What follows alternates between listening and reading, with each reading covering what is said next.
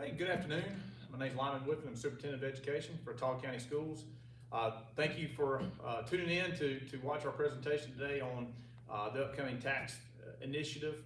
Guys, the purpose of today is just to put the information out there, let our families make the best decision that impacts their families the best. And we're just excited to be able to do this in this type of forum. Guys, one thing we've done in all the community meetings as well is we let the participants ask questions, and obviously you can tell with this format we will not script the questions. What you can do if you have questions you want us to address at the very end of the presentation, you can scan this QR code now, or if you're on Facebook or whatever, you can obviously type out the questions and Ms. Thomas will get all those compiled for me at the end. But again, thank you for taking time to come see us, and hopefully today, if you have questions, hopefully we can resolve those questions and give you the information you need to make the best decision for you and your family. All right, so this presentation is the same presentation we have hit in all our communities. We've been to every community, started in Toggleville, then went to Marbury, then to Prattville, and finished last week in Billingsley. Really appreciate all the parents and community members that came out. It was really good events, and again, I hope that this one is the same way. The question that I've received the most is, hey, why are you guys asking for an ad valorem increase? You see a document here that you saw last year with our community events as well. When I was hired superintendent in July, one of the first things I did was go and ask a third-party company to come in and do an audit of our finances. That company's name is Rice Advisory. They work hand in hand with the State Department. Again, this is a very reputable company. He did a thorough analysis, and again, I've been putting this letter up for everybody to see. Over here in the big bold letters, I'll read you some things. Again, this is answering the why are we here, and this again was last year where this was done. He said the audit indicates that the district is, quote, currently running on a very tight budget, meaning existing revenues are just enough to cover expenses. In order to increase the operating efficiency of the system, either revenues need to be generated or expenses need to be cut. A growth in revenues would include an increase in ad valorem taxes, and a cut in expenses might include, but not be limited to, a decrease in existing services offered, layoffs, and possibly the closing of schools. So I had a question for him because I was trying to figure out how to build some different buildings and start some capital improvement projects. That's why I was asking, do we qualify for bonds? So I asked him, can we access the bond market? His answer was, yes, Ottawa County can access the bond market. However, he took it a step further and said, should Ottawa County access the bond market? That's where you see the information here. And again, in italics, this is the way he summarized it. An individual could buy a bigger house, resulting in a larger mortgage payment, but then they might not have to, then they might have to cut expenses, such as owning a car, taking vacations, or buying everyday essentials. He said, Mr. Woodfin, that's you guys as a system. He said you could take out more bonds if you needed to. He recommends that we do not unless we have an increase in revenue or we cut our expenses. And he said, you guys are the family that does qualify for a bigger house, but you're just not gonna be able to go out to eat. You're not gonna be able to take a vacation. He said, that's the financial situation of the Ottawa County Schools. So one of the big questions that's been popping up is, well, why now? And again, I just answered that, but I also want to highlight to our families as well. The district over the last few years has done a really good job of using what we call COVID money or ESSER funds to offset some of our costs. Those funds are over with. We've used every dime, so now anything that we spend our money on is going to come out of our three pots of funds that I'll explain in a minute. So the whole flexibility that we had before to be able to use dollars from the federal government for everyday expenses, that flexibility is over now. So you combine that with our current financial situation, guys, all I've been telling everybody is we are literally where we were prior to COVID. I've been in the district all my life. I can tell you this is not something that is new. We have had financial challenges for as long as I've been in this district, and I will defend all previous boards and all previous superintendents. Everybody was doing all they could with the money that they had, okay? All right, so that's a quick recap of why we're here. I'll also want to clear up some confusion regarding the vote itself, okay? So the first thing, the ad valorem tax referendum is part of the constitutional amendment that will be on the November the 5th ballot, okay? All we are trying to do is ask for an increase from 10 mills to 17 mills. Everyone in Ottawa County currently pays 10 mills. There was some confusion because there's a whole nother route this vote could have went, but you would have had to quote unquote repay the 3 mills from the 7. Then it's just too confusing even for myself. I don't know if I still understand it.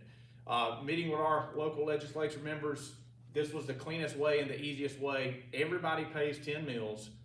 If it goes through, we will go to 17 mills for education, okay? Now, if that money is approved, it comes to us. This does not have anything to do with the city of Prattville or the county commission or the town of Pine Level or town of Billingsley or Otago. This money would be collected countywide, and it would all go into Otago County Schools local funds, and I'll explain that in just a minute. All right, so a sample ballot. This is what the ballot should look like on November the 5th. I believe this is going to be on the back of the ballot, if I remember right. So if you'll flip over on the back of the ballot, you'll see local amendment 1. It literally states voting yes, voting no, and explains the millage increase. All right, so obviously it's never popular asking people to pay more money. I get it. I'm married with 5 kids myself. The economy is tough. We all know that. So the question is, how would this impact people financially? Huge shout out to our revenue department, Ms. Evans. She's done a great job working with us, giving us some concrete numbers that we've been able to give out to people. So I'm going to go over this in just a second. I'm going to use my own personal house on Northington Road in Prattville. I hope that'll give you some concrete ideas on what we're looking at. For each mill, you gain about $1 million in revenue. So if we're able to increase the millage from 10 to 17, that's going to give us about $7 million per year that we can use locally how we need to, okay? And I'll get to that in a second. The same exemptions including age, disabled status, current use policy for landowners. Guys, none of that was changed. All those still apply. So if that is you or your family right now, that will still be in place. There are no changes there. Literally the only change is we're asking our citizens to go from the state minimum of 10 mills to 17 mills to give us some flexibility. All right, the estimated home value as it compares to the increase. All right, we are estimating that for this ad valorem increase, whether that's tags or property, about a 20% increase, okay? Again, that's from our experts at the revenue department. This chart is what they created, and it's really helped, okay? It's really helped to explain it. Basically, for every $100,000 in home value, you can expect a $70 annual increase. Now, I know some property value statements or your property tax bills are coming in right now.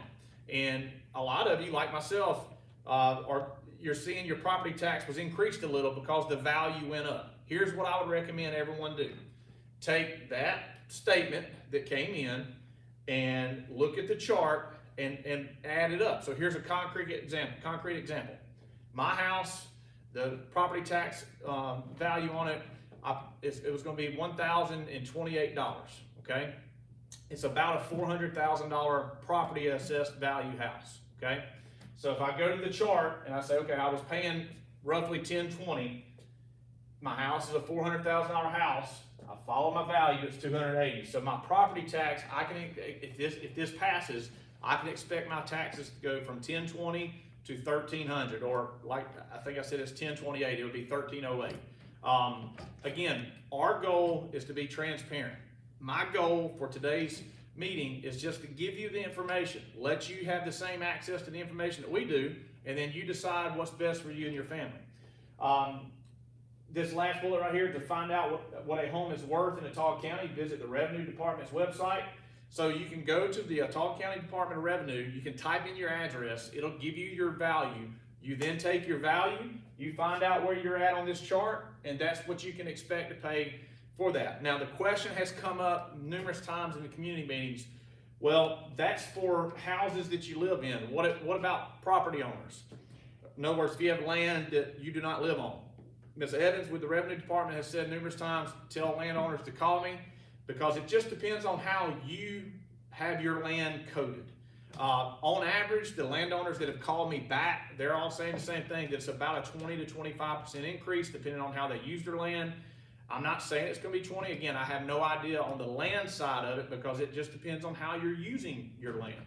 But that's a good round number for you to just safely expect. Again, all the ad valorem side of this, we're expecting about a 20% increase. I'm aware of some of the things that are out there on social media talking about 70% increase. That's patently false. That has no bearing on our campaign whatsoever. Again, full transparency. We've worked hand in hand with the Revenue Department. Here's the chart on the houses, and again, the other factors, you can expect about a 20 or 25% increase. All right. So the question became, you know, what is your funding right now? There are 138 systems in the state of Alabama.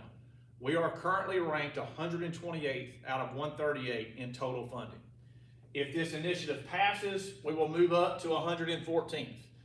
I do not mean that in a bad way. I want you to see that we're not asking to jump to 30 or 40 or 50. We're hoping to move up just enough to give us the flexibility to be able to hire local teachers so that we can offset some of the issues we have in our schools. Again, if it's approved, it'll bump up to 114th.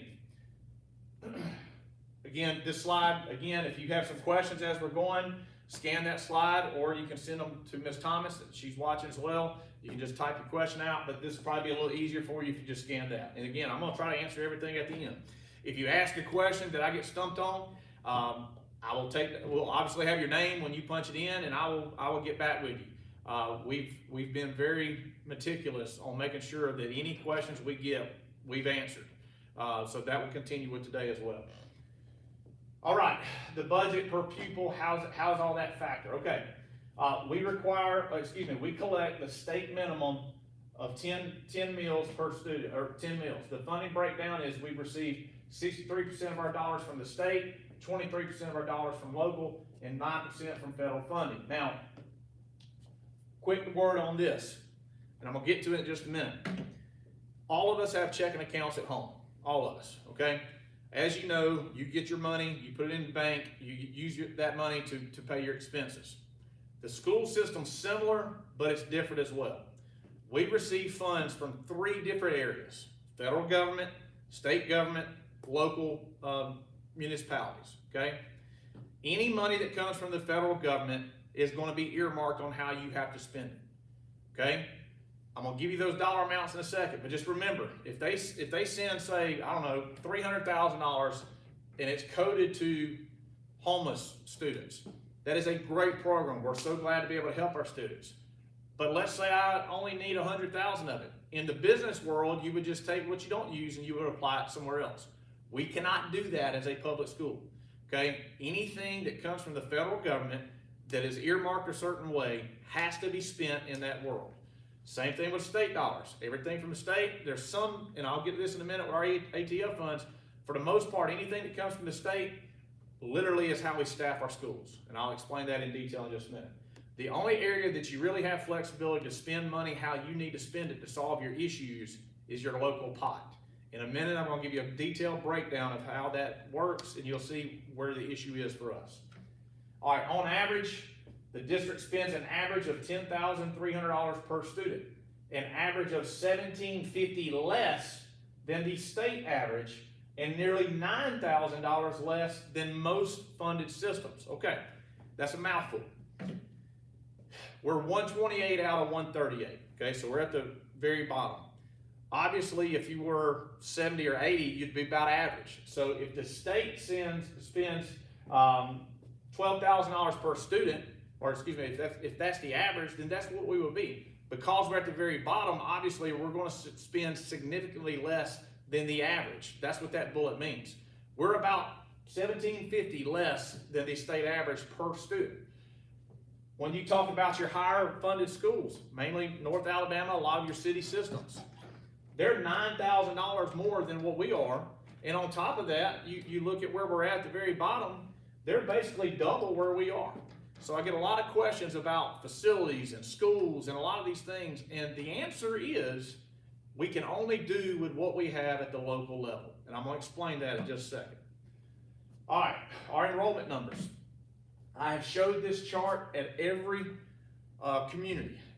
There's some communities this chart hits a little differently than others. Since I'm talking to all the Talk County, I'm going to explain it with everyone. We are completely reliant upon our enrollment for our state dollars, Our state dollars is how we fund teaching and support staff units, okay? It's no secret. Over the last 10 to 15 years, Autauga County enrollment has been going down. Some students are going to private schools, some families are homeschooling. Before this year, we lost a lot of kids to virtual school. I'm very excited, and I'm gonna point that out in a minute. Like, our virtual school has really taken off, which has protected our teacher jobs in the district. But I'm gonna take each one of these and point out a few things. Number one, Autauga, 250 students, they actually gained about 18 students. Billingsley's at 580, they gained 20. Marbury High School is up 37 kids, Marbury Middle's down 38, Pine Level's up 21. This is very typical for your Marbury Pine Level area. You're gonna see some classes that are larger than others, so you will see some fluctuation. Last year when I gave the same presentation, Marbury Middle's numbers were through the roof. Marbury High Schools were down. Prattville Kindergarten, this is a trend in the city of Prattville that our residents have to understand and listen on. When I was at Prattville High School, we graduated, if I remember right, it was over 2,000 kids, between 2,000 and 2,200, I believe. Now, kind of embarrassed to say how long ago that was in 2000. The whole model in the city of Prattville is designed to have a 2,000 or so student population at Prattville High School. Okay, right now, Prattville High School has 1,771 students. Okay, that is a significant decrease. The more concerning element to that is all the feeder schools leading to Prattville High School are also having declining enrollment every single year.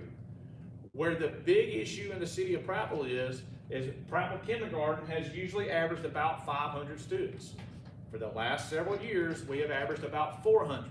So you take that number and you work it through the system, and it explains some of the other decreases in enrollment throughout the system. Now, families make decisions, and it's my job to make the best system where people want to come and be a part of. And I hope you see we're making changes and we're trying to do all we can. But I need citizens to understand all across the county. The two rural schools, Autauga and Billingsley, they have smaller enrollment numbers, okay? Billingsley's a little more stable. They have, again, K through 12, they have right at 600 students. Autauga has 250. The only way those schools stay open is we use a lot of federal dollars to keep the schools open. In the city of Prattville, you're running an issue with the dual feeder patterns. That system was designed because there was, at the end game, you had more than 2,000 kids. We don't have that anymore, okay? Over here on the other chart, you're gonna see how we spend money per student. Literally, you take the total amount of money that's sent to the schools, you divide it by the population. Because of the federal money, you're gonna see more money spent on Autauga, about 16,000, a little more than 16,000 per student. Billingsley's right at 11. Everybody else is in that 8 to 10 range, okay? Again, this is because federal dollars go to those two schools, again, because they don't earn enough units based off the state data. And I'm gonna explain that in detail in just a second. All right, local revenue sources, guys, I'm sorry, let me back up. This chart's just showing you the total funding, okay? You have 3 pots of money, like I was explaining a minute ago. Some systems may receive a lot of federal dollars, so they may be at like 30 on the federal rank, but they may not have a lot here.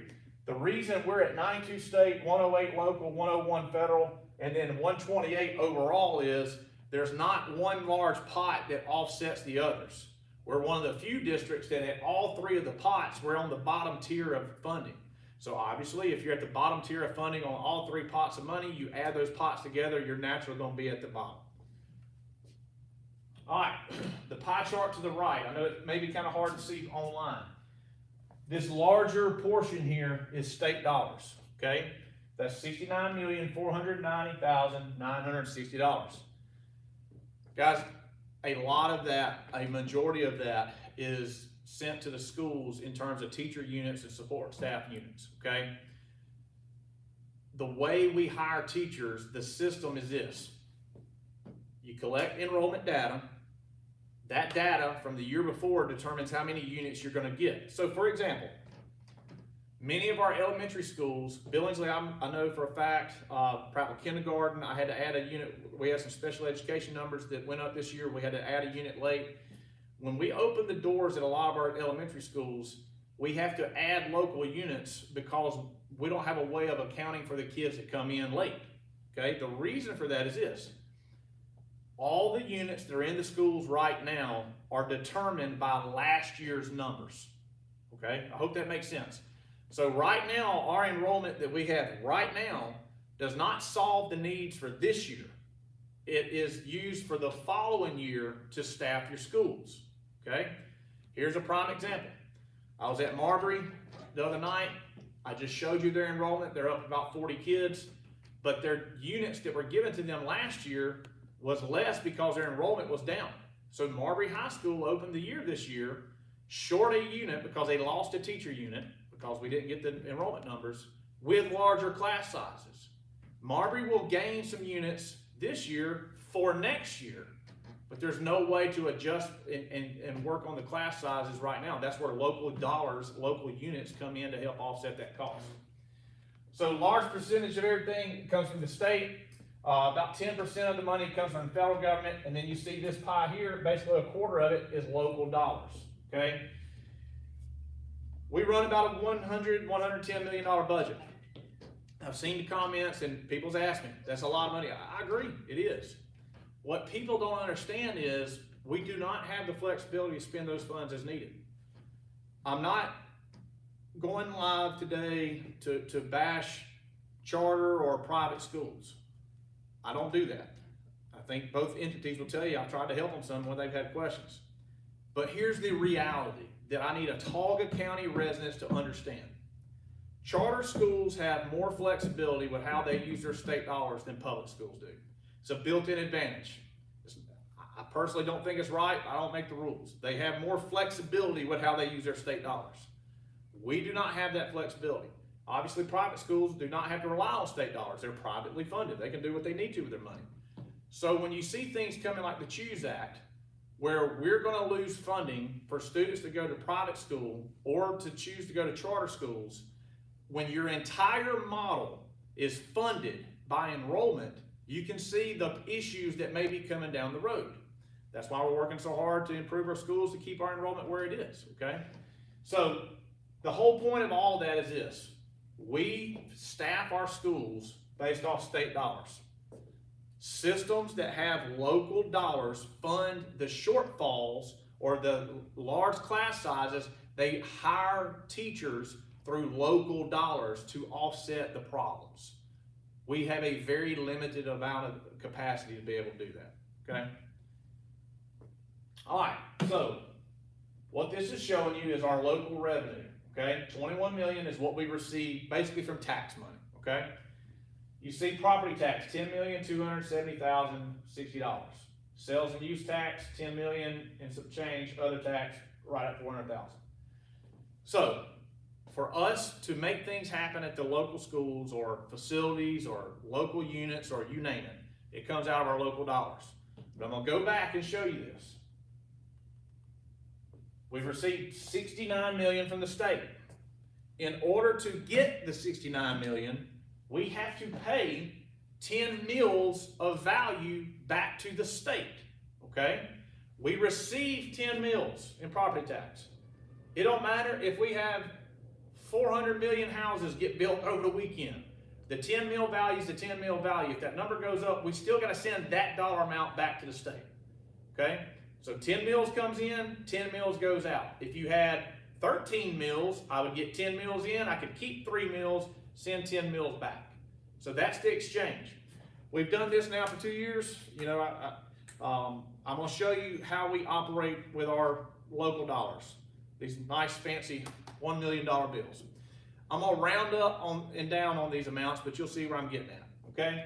Local revenue is 21 million. Local expenses is $20,941.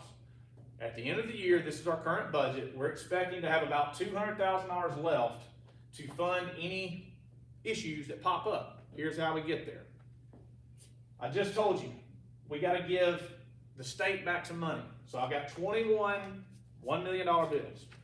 The first bullet here, state foundation match, $10,060,060. That's our 10 mil value. So here we go. 1, 2, 3, 4, 5, 6, 7, 8, 9, 10. Okay? So that's gone. It goes to the state.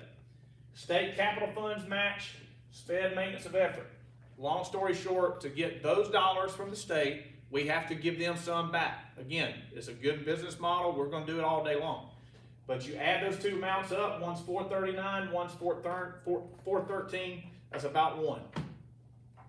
CMP salaries and benefits, 2.3 million. I'm just going to set aside two. What that means, the CMP salaries and benefits, that's our lunch program, okay? Technically, your lunch component should not show a profit, so to speak. Most years, school systems have what's called pass-through money. That's what that money is. We have to budget in an amount that if they don't make enough money with their lunch program, we have to supplement their salaries and benefits. It comes out of local dollars. Now, 2 years ago, last year, I think we went and spent about $1 million, so that would have been, we budgeted 2.3, but we didn't have to spend as much. This year, we're going to have to send more to CMP. I'll get to that in a minute. That's where some of this yes-no stuff comes in. Their expenses have been a little more. As you know, food prices have went up. They're not making as much money, so we're going to have to send them closer to the 2.3 to get back on track. Career tech match, unfunded pre-K, central office personnel, unfunded ARI or Alabama Reading Initiative, 2.25 million. So again, I'm just going to say 2 million. Maintenance supplies, driver's ed costs, local school transfers, coaching supplements, 1.8 million, so about 2 million. Utilities, 3.6 million. Okay, now the math ain't gonna add up because I was rounding up and down a lot, but you can see I have 4 left. We get to there, at least $400,000, and again, you can double check the math. It's really about $200,000. So at the end of our budget, you have 1/5 of one of these bills. Okay, obviously it's hard to get things done when that's all the amount of money you're going to have left. Well, why can't you use state dollars? They're earmarked. Why can't you use federal dollars? They're earmarked. Now, the state did send some funds last year called ATF funds. That's where you see a lot of these projects happening. But it's still earmarked. They say you can use it for this, this, this, or this. But it was a broad range. So what you've seen with those funds, you've seen some roofs. Excuse me, we use bond money for roofs. But you've seen flooring getting redone at schools. You've seen a lot of building projects. You see we have some renovations of the gym in Otagoville. We're able to supplement some of that money for other projects. But again, we don't know if we're getting that money every year. We're getting it this year. We've already budgeted it out for all those projects. We don't know if we're getting that money next year, okay? And even things like this, maintenance supplies. The last few years, we've used COVID money for janitorial and some maintenance supplies. Now it's coming out of the general fund where that has not occurred in the last 3 or 4 years. So I was asked at one of the community meetings, well, yeah, but how bad could it really be? As many of you know, I was the athletic director, assistant principal at Prattville High School. And true story, I was over the janitorial staff. Great staff at Prattville High School, they do a great job. I walked into Mr. Dennis's office, who was the principal at the time. I said, hey, I need some more money for toilet paper. Now, this is all before COVID. And I'll never forget, being on the job about a month, he started laughing. He goes, buddy, I don't know how to tell you this, but the money you have in that account is what you have. And I said, well, yeah, but we don't have toilet paper in every restroom. And he was like, well, again, what we have is what we have. So before COVID, I can 100% back up the rumor that's been floating around there. We did have to ration out toilet paper before COVID. That is not a scare tactic. That's legit. That occurred because I was one of the assistant principals having to figure out how to make it happen. I'll do everything in my power to never go back to that. But again, when your funds are tied up with earmarks from the state to federal level, and the only funds you have the flexibility to do things with is local, and then you run a budget where your local funds are down to what we just showed you, that's difficult. So the question then becomes, well, if that's how little money y'all gonna have left, you're gonna have to cut expenses. Exactly, you're dead on the money, and that's where that yes-no thing comes in that I'll explain in just a second. All right, so what are our major barriers, our major issues? All right, the first thing is the Talk County Schools is completely reliant upon state funds to cover teaching units. So anytime a school's enrollment changes, the teaching units do as well. All right, in about March, I'll meet with every principal. We will look at their enrollment data for this year, and we will start planning for next year. I'm real proud that we didn't have to cut a lot of units last year, even though we should have. We just figured it out. There was very few cuts that had to be made. That will not be the case at the end of the year if this funding does not go through, because we'll have to get back on budget. In March, I will meet with the principals, and we will set aside, hey, your school gets, I'll use Prattville High School, you get 100 units. Now, you're gonna have to make decisions. Well, but I have 105 now. I understand, you gotta find 5 to cut because you're only gonna earn 100 next year. Okay, I'm just using that as an example.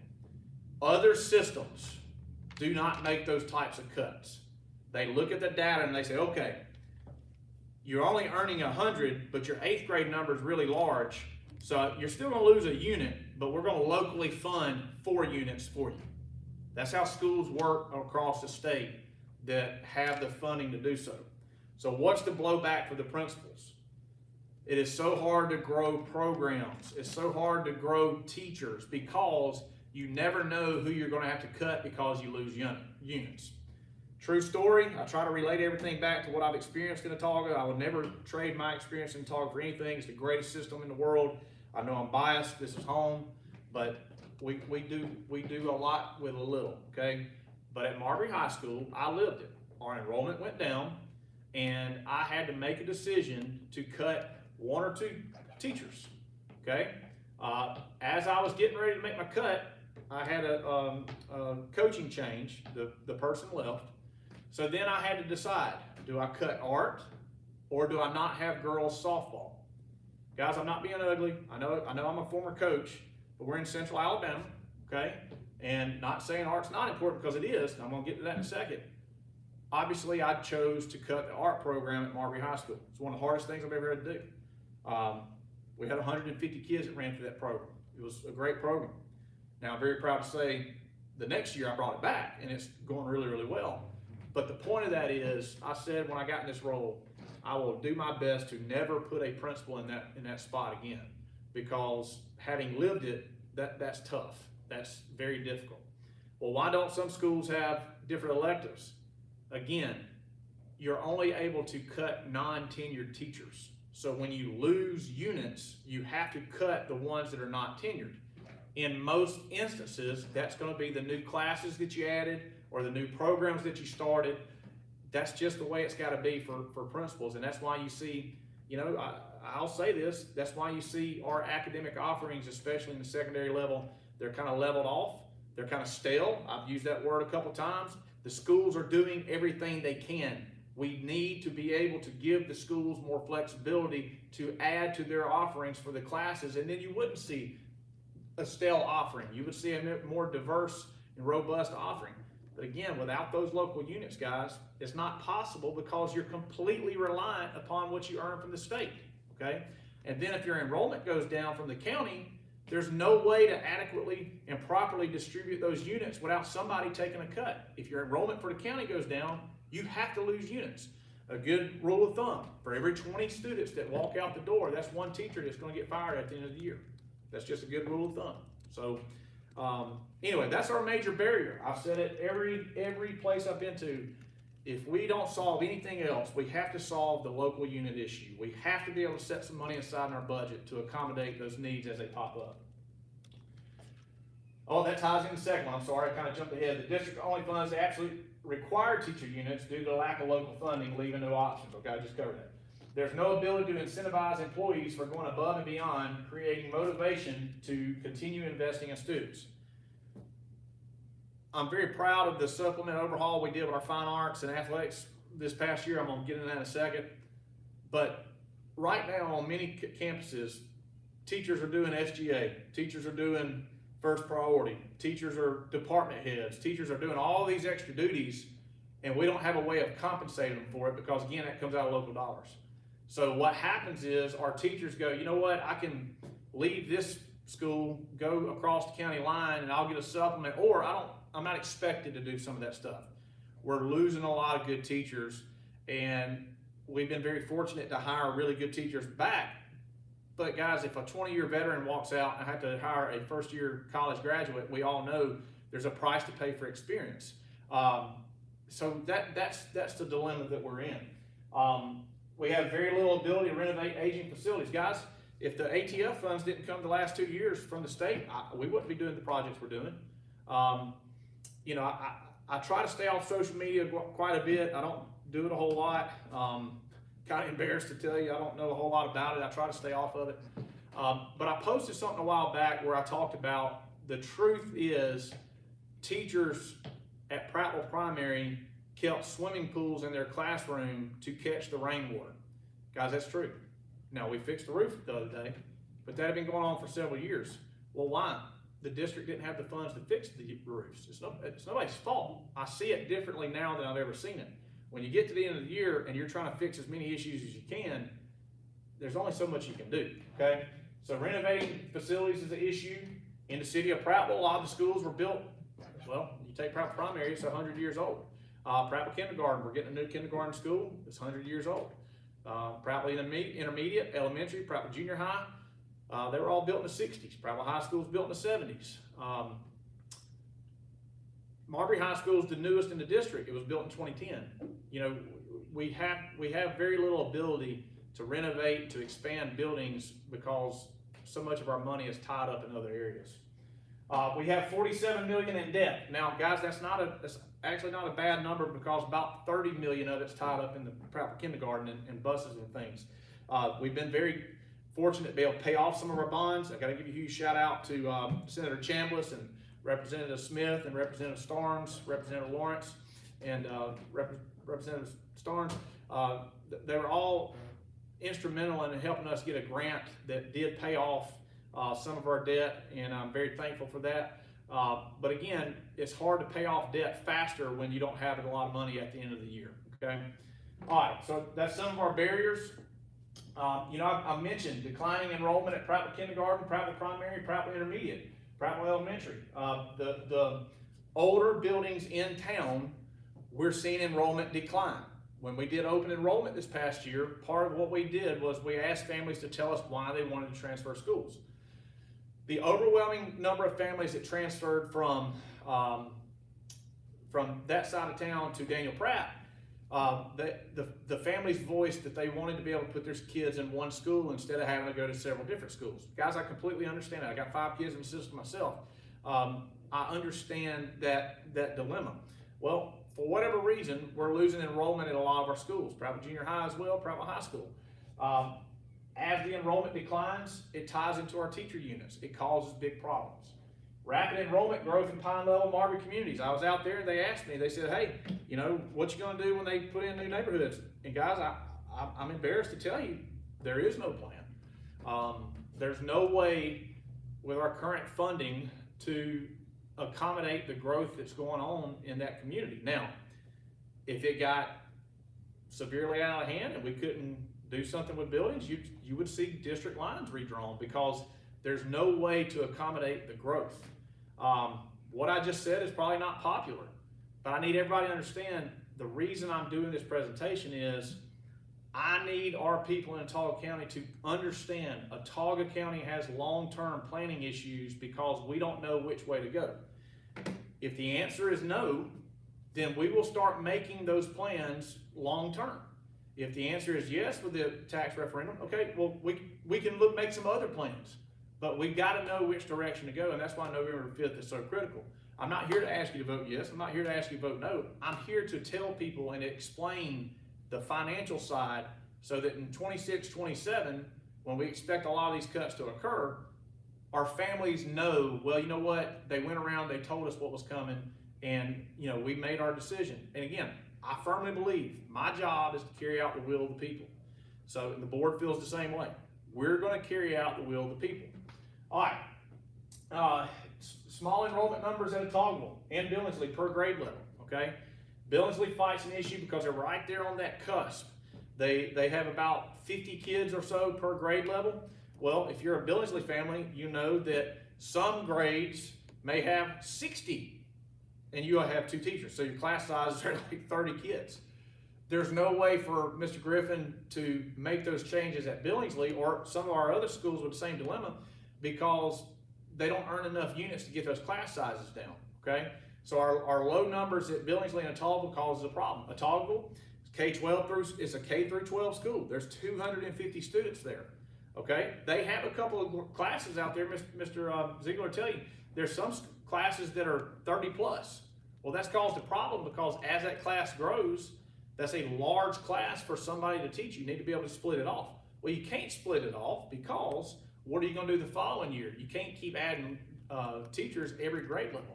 That's a long-term problem. If we had some local units, we could soften that blow a little bit. In the city of Prattville, what I just mentioned out there, same thing here, it's just on a larger scale. They may have 100 students in a grade level and have 4 teachers, when in reality they need 5. What that would do is, with 4 teachers, it's what, 25 a class. With 5 teachers, it's 20 a class. So that's a major issue as well.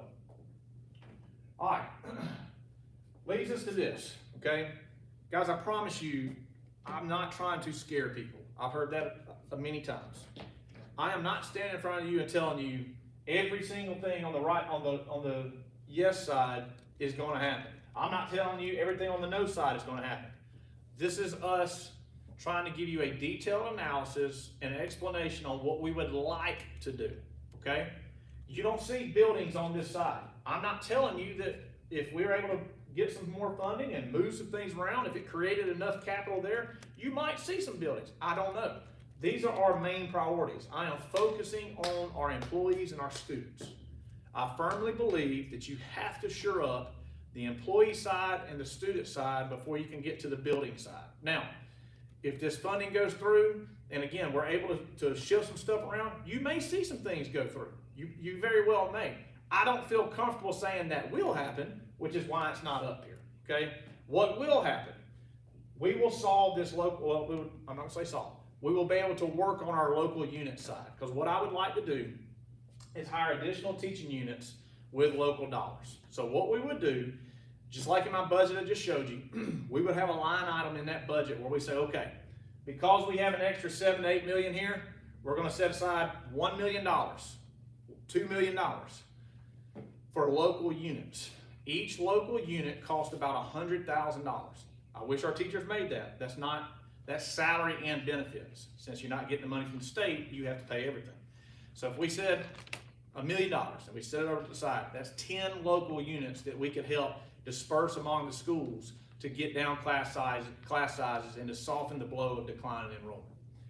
Purchase security enhancements. Guys, I'm not gonna lie, I'm not talking about equipment, I'm talking about people, okay? Boots on the ground make a big difference. We were able to hire extra security officers at Prattville Junior High and Prattville High School. I think both schools and our families would tell you it's made a big difference. The reality though is, especially at our elementary schools, we have some schools that do not have a local security guard. I'm not talking about law enforcement, I'm talking about our people, ACBOE employees. Seeing such a difference that made at Prattville Junior High and Prattville High School, I would like to be able to replicate that across the district. We need more boots on the ground. We need more people there to help our students. We need more people there to help our principals. Create a performance-based employee incentive program tied to state report card data. Okay, I'm not aware of any systems that do that. I'm a big guy on competition. Former coach, I believe competition is how you get to where you want to be. That being said, the governor is pushing through, or the legislature pushed through the Governor's Choose Act. As you know, that will go in full effect in about 1.5 years, 2 years. Well, the reality is families are looking at schools going, that's where I want my child to go. I think we need to be able to take that same mentality with our employees. And by that, I mean this. Set goals for each school that ties into the district strategic plan, okay? You can go to the website, you can see our strategic plan. Each school has what's called an ASIP, or Continual Improvement Plan. We would set the goals of the school. Hey, your reading proficiency needs to increase from this level to this level. I'm just throwing things out there. Your attendance goes from here to here. Set measurable goals for each school that are relevant to that school and their data. If the school meets those goals, the employees on that campus get a bonus. If the school does not meet those goals, the employees do not get a bonus. It is a true competition. What that would do, in my opinion, is it would, number one, would help us reward our employees who are knocking it out of the park. Number two, it would create competition internally. And if our schools in Otago County are competing with each other, that will raise the game in Otago County, which then would cause people around us to want to move to Otago County if they see how well our schools are doing. the last two bullets there, if you had more money, obviously you could renovate buildings quicker, you could reduce debt, you could, in theory, if you could free up enough money, you might could go access the bond market to get some loans for some construction. Again, I'm not willing to say that's gonna happen, that's why it's not up there, but it is a possibility. Over here on the other side, closed county and city schools. Guys, a lot of heat has come from that. Guys, this is home. I don't wanna close a school. I don't wanna close one school. But this is a business. We're in the business of educating students. Autauga County families need to understand there's a reason I showed the entire graphic with everybody's enrollment and explained that. If we're continually seeing small enrollment numbers in the county areas, okay, but also seeing declining enrollment in the city of Prattville, the 15 school model cannot continue. There's no way to justify that. Now, if the enrollment level's off, okay, and we quit losing and we just kind of stay where we're at, that's perfect. I'm not gonna say perfect. I know I said perfect, but I would feel better about that. But if the trends continue declining enrollment, you're gonna get to a point where it does not make sense to have schools open the way they are. That's what I'm trying to prepare people for. I've got to look at the data. The reality is, over the last 10 years, our enrollment has gradually decreased every single year in Autauga County schools. And since it's gradually decreasing, you have to look at it and project it out. And when I project that trend out, there is no need for a two-model system in Autauga County and in the city of Prattville. There are real concerns with enrollment numbers at Autauga and even Billingsley to a certain degree. The only community that is growing is Marbury. But again, I'll challenge this as well. If Marbury's the only community growing and everyone else is not, but I don't have the money to access additional building renovations in Marbury, then I'm gonna have to redraw lines to ease the burden out there to bring kids back to Prattville. That's our reality, guys. And that's what I keep saying to everybody is, I'm not asking you to vote yes. I'm not asking you to vote no. I'm asking you to listen to the data, because there's a lot of things I've shared that I probably politically should not, but I'm fundamentally against that. I fundamentally believe you need transparency, you need full disclosure, you need us telling the truth, and that's what we're doing, okay? So that's why that's on there. Which schools would close? I have no idea. I have no idea. We would look at it through a very objective lens. We would look at it through enrollment. We would look at, if we're running, I don't know, $1.5 million short at the end of the year on our budget, which school could close off, protect teacher jobs, protect staff jobs, but yet save enough money where we don't continue to go to hole. That would be the decision. And I'll challenge that with this. That's the decision that every business in America makes when their revenue is not enough to cover expenses. You cut expenses. Our expense is the buildings and our people. Like, that's our major expenses, right? So what options do you have? I'm not laying off people. I'm gonna do my very best to protect our jobs. The only other thing I could cut in that scenario would be buildings. And I'll say this too, any building that we cut or close, a school that we closed, at that point we would probably look at selling it, because the whole point of it is to reimburse your funds at the end to protect, okay? All right, reduce school athletics and fine arts supplements or support. I get the blowback on that one. Well, most of our sports and bands self-funds at each other. They do. Families fundraise a lot. Again, I've got 5 kids in the system. I feel like all we do is raise funds sometimes. But what I'm talking about is the supplements to pay for the coaches and the sponsors for the programs. I am very proud to say that we did overhaul the entire coaching supplement layout, and we added, for the first time ever, fine art supplements. We have supplements in our district for choir. We have supplements in our district for, we expanded the band supplements. We have supplements for theater. That's never occurred. Any supplement that was paid before came out of the school's general fund. Well, you can imagine the problem that caused when one school had the money to do it, but nobody else did. I'm seeing more fine art programs get kicked off on campuses than I've ever seen before, because we're able to reward our staff members who want to stay after school and do the job. That's awesome. But all of that comes out of local dollars, these dollars. So I lived in the time, and I understand it now, and I'm not taking a shot, I get it. First year I was at Marbury, we made playoffs. Let me rephrase that. The first year that we made playoffs, because I coached for a while and didn't make playoffs. I'll never forget, after the year, I got called in to the office, and I was told, hey, great year. I said, thank you, you know, I appreciate it. And they said, well, I hate to tell you, but your supplement is gonna get cut this year. I'm like, how is my supplement getting cut when we made playoffs? Well, if you're familiar with Watauga County, that was about the time of proration. They had to cut expenses because we didn't have the money. I coached at a time where it was expected for coaches to coach one sport and get a supplement, partial supplement, and coach another sport for free. Guys, you can imagine how hard that is to hire people at that time. So we did overhaul our coaching supplements. I have no shame in telling everyone that I have high expectations for our programs. They're all paid at the top 5 to 10% in their classification. I'm expecting things to get much better athletically. But that being said, that comes out of local dollars. And if I'm having to make cuts, that's why that's up there is, again, that would be an area that I'd have to look at because it is a large percentage of the money that we have left is going to supplements. All right, closed second chance alternative program. Guys, we've made changes with the program since I've been hired.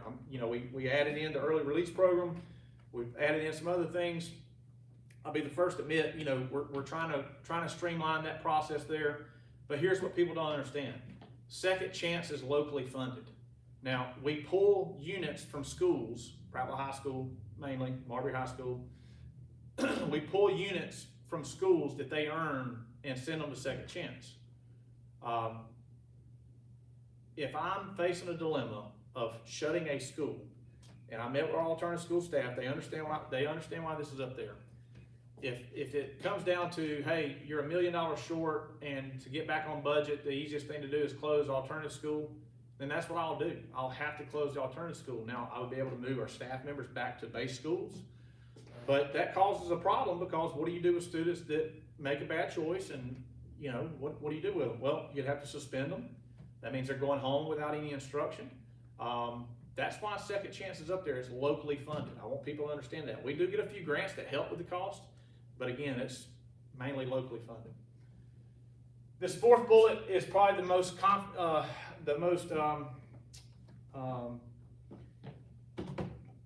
hate to say that, it's caused the most discussion, I'll say that. I'm very proud of I'm very proud of the free breakfast and lunch program, guys. I'm very proud of that. We were able to remove the stigma of someone being a free lunch kid or a reduced lunch kid. You know, I'm very proud of that program. That program benefits every kid in this county. Again, I've said this a few times. I got 5 kids in the system, and it's nice not having to write a check for them to eat lunch. But when I taught economics at Marbury High School, some of my students will tell you there was a lesson on there that says there's no such thing as a free lunch. That applies to this program. The program is free from the federal government. The fallout is not, okay? So, let me explain that. When we did the program, that was the first decision I made as superintendent. It was a new program. There wasn't a lot known about it, okay? The state, when we were talking to them, said, look, as long as you use this multiplier, it was 1.6 multiplier, we think everything's gonna be okay. Now I'm not trying to over-explain something, but I think it's important you know. If you remember before that program, everybody in the county was asked to fill out free and reduced forms. Those forms tie into your federal funding for SPED and for title funds, okay? The multiplier that I just mentioned helps make sure that you're gonna get the same amount of funding. Long story short, when we opened up school this year, we noticed that our SPED funding was cut some.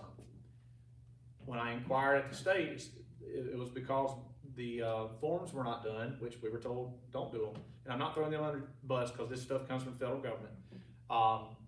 But long story short, the program caused us to be several $100,000 short of SPED funding. Obviously, I'm not cutting SPED funding. We had to use local dollars to offset the cost. So that was a cost of the CEP program. The other cost was this. It's our understanding that we have to serve any schools that qualify for Title I funding. I knew that before we signed up on the program. So now, I believe it's Marbury High School has never qualified for title funding. Now they do. In reality, what that did was it removed some federal funding from Ottawaville and Billingsley because the pie didn't get bigger, just the way you split the pieces of the pie up got changed. We offset the losses that those two schools felt with local dollars. So why is that up there? The program's free, but some of the fallout has not been free, and we've had to make it up with local dollars. Again, I'm not saying these cuts are going to occur. All I'm saying is I want our people to know if I have to make cuts, these are the main expenses, and these are where you may see some cuts. All right, decreased career tech funding. This has been probably the most eye-opening thing for our people in all of our community meetings. Career tech funding, we do receive some federal, some state. I mean, we do receive some. But the reality is, I think Career Tech Center has 18 teachers. 10 of them come from Prattville High School's units. Can't remember if it's 1 or 2 comes from Marbury High School. 2 units from Marbury High School. So we fund 6 of the 18 teachers. Let me back up and say that differently. We're able to find dollars for 6 of them, but Marbury High School and Prattville High School fund the other 12. Now, the justification's always been, well, every kid in the county is going to benefit from it, and Prattville can send kids all day long. And I agree with that. But how much different do those 2 campuses look if we had local units, funded local units? If I could locally fund the Career Tech Center units, or a portion of them, and send those units back to the base schools, you're talking about a game changer. You're talking about class sizes reducing. I hear that a lot about Prattville High School. My child's in a class with 30 kids. I get it. It would not be 30 kids if 10 units were not going to the Career Tech Center. That's nobody's fault. That's just, you have to make those kind of decisions when you're so limited on what you can do with local dollars. So I didn't set it up that way, but I had to change it, and I'm not going to change it because that benefits all kids, but it does limit what you can do on those campuses. All right, eliminate pre-K funding. Again, we're all about pre-K. I think that's a very valuable tool for our families, kids, get them in school, get them going early. The reality is the state funds about 80% of it. The other 20% comes out of our local dollars. Lastly, employee layoffs. Obviously, if they're an employee that's paid for with state dollars, that would not be affected, but we are able to locally fund some units. I'll just go back to this. If you locally fund 1 unit, it's $100,000.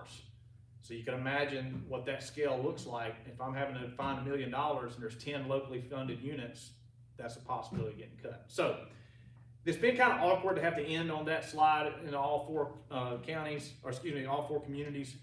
But we wanted to take a point and take some time and explain, not, hey, vote this way or vote that way. But I think the citizens deserve to know why we're looking at this. And again, we understand the sensitive nature of asking people to pay more property tax. So some of you sent in some questions. Ms. Thomas is going to come up. Have no idea what questions they are, and we're about to see what we got.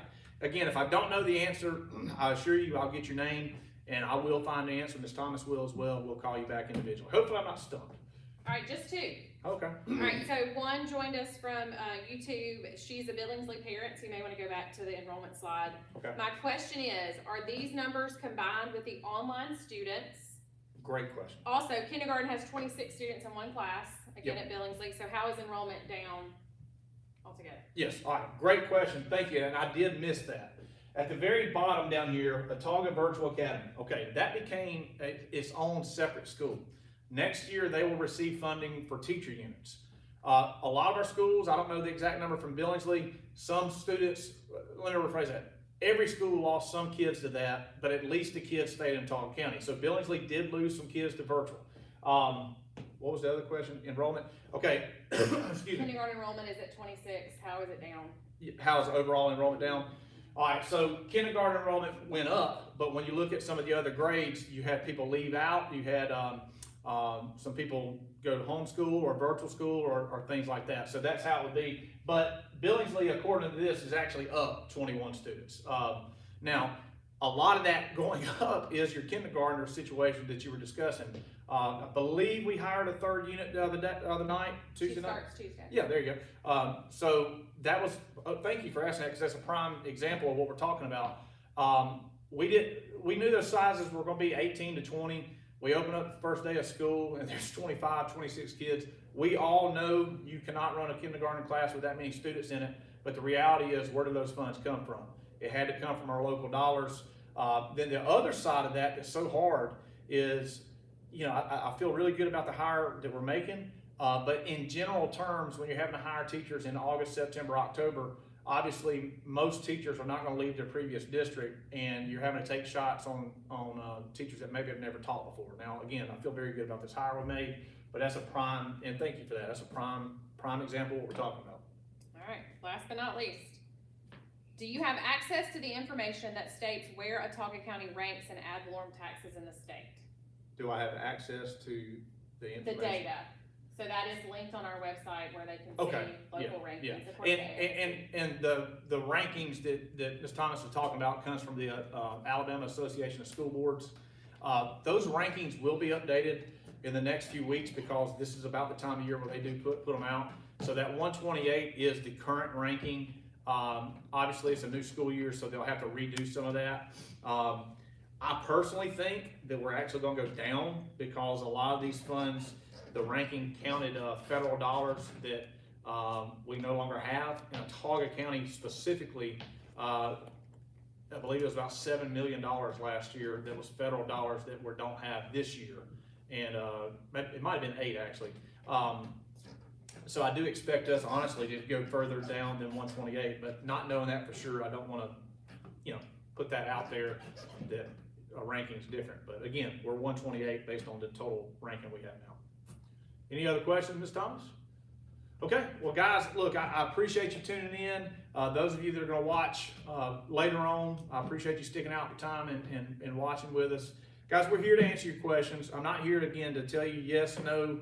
I'm here to put out the information. If there's something that you think about that you want us to answer, email me or Ms. Thomas. We'll reach back out to you individually. I gotta say thank you to all our parents and community members. Even, I've had some to come up to me and say, hey, I'm voting no, but, you know, I appreciate y'all being so transparent. Guys, that's what it's all about. At the end of the day, the board and I share one vision, and that's this. We're gonna do what the Autauga County residents tell us to do in November. So we appreciate you tuning in. We appreciate all that you're doing for our kids and communities. I appreciate your support, and I just encourage you to vote. Yes or no, November 5th. Thank you.